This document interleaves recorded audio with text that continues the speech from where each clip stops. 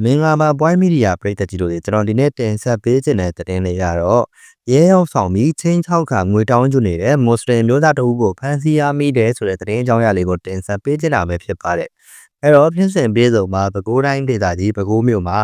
စတေဘာက14ရက်နေ့ကရဲရောက်ဆောင်ပြီးချင်းချောက်ခါငွေတောင်းယူနေတဲ့မျိုးသားတအုပ်ကို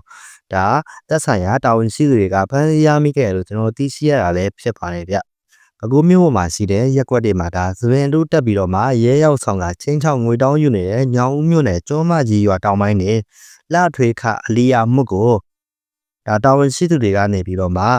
CCTV မှတ်တမ်းတွေအရဖမ်းဆီးရမိထားပြီးဖြစ်စီလို့ဒါသတင်းနာတွေကဖော်ပြခဲ့ကြရလဲဖြစ်ပါတယ်။ရန်ကုန်မန္တလေးကားလမ်းမကြီးပေကမင်းသားကြီးလက်ဖက်ရည်ဆိုင်အနီးလမ်းလျှောက်လာတဲ့ဒါပြည်သူအမျိုးသားတဦးထံမှာဒါလှထွေခအလီယာမှုကရဲဟန်ဆောင်ပြီးတော့လက်စွပ်တခွင်ငွေသား6000ကျပ်ယူခဲ့ပြီးတော့တနက်ပင်လမ်းတိုင်းဆိုင်ကနဲ့ထွက်လာခြင်းရွှေမော်တော်ဖရာတောင်မန်းမုံအရောက်မှာရဲတော်ဖောက်ဝင်ရဲ့ဖမ်းဆီးရကိုခံခဲ့ရအလဲဖြစ်ပါတယ်ဗျ။ဖြစ်စဉ်မှာမတင်ငါပွဲရအမျိုးသားတွေကိုလိုက်လံစုံစမ်းဆောင်ရွက်နေစဉ်မှာပဲခူးမြို့နန်းတော်ရရက်ကွယ်တနက်ပင်လမ်းမှာအောက်ကံကြီးပွိုင်အနီးမှာရှိတဲ့ CCTV မှတ်တမ်းမှာကျွန်းလူနဲ့ပုံစံတူတဲ့အမျိုးသားမောင်းလာတဲ့ဆိုင်ငယ်ကိုရက်ခိုင်းကစစ်ဆေးပြီးတော့မှ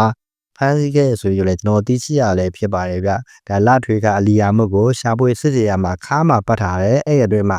ရွှေလက်စုပ်တခွင်းနဲ့ငွေသား6000ကျပ်ကိုတွေးရှိခဲ့ရပြီးတော့မှဒါလက်ရှိချိန်မှာတော့အမှုဖွင့်ပြီးစစ်ဆေးနေရဆိုတော့ကျွန်တော်သိရှိရလဲဖြစ်ပါတယ်ဗျ။အဆိုပါလှထွေကအလီယာမှုဟာရခိုင်ကလည်းရဲဟန့်ဆောင်ပြီးတော့မှငွေညင်းတောင်းရမ်းတာတွေရှိခဲ့တယ်တာရကားတွေလည်းရှိခဲ့ဘူးလေဆိုတော့ကျွန်တော်သိရှိရလဲဖြစ်ပါတယ်ဗျ။ဒါဒီသတင်းကြောင်းရဆိုရင်တော့လက်တလောမှာဒါအများပြည်သူသားမှာစိတ်ဝင်စားတဲ့သတင်းအကြောင်းအရာဖြစ်ပြီးတော့မှဒီသတင်းအကြောင်းအရာတွေကိုလည်းပဲခူးမျိုးကဒါပြည်သက်ကြီးသိရှိအောင်သိရှိရတာနဲ့အမိသတိထားစဉ်းနေနိုင်အောင်ကျွန်တော်တင်ဆက်ပေးလိုက်တာပဲဖြစ်ပါတယ်ဗျအဆုံးထိလိုက်ပါကြည့်ရှုပေးကြတဲ့လူကြီးမျိုးတယောက်ချစ်တဲ့တိုင်းကိုခြေသူတူပဲတင်ရှိပါတယ်ဗျနောက်ဗီဒီယိုမှာလည်းကျွန်တော်သတင်းအကြောင်းအရာသတင်းတွေကိုပြန်လာခဲ့အောင်ပါမို့လို့ကျွန်တော်ရဲ့ White Media YouTube Channel လေးကို Like Subscribe လုပ်ပြီးတော့စောင့်မျှော်ပေးကြဖို့တောင်းဆိုလိုက်ပါတယ်ဗျမြန်မာပြည်သူပြည်သားများလိမ့်လည်လဲတာပင်ဘေးအန္တရာယ်မှာကင်းဝေးကြပါစေဗျ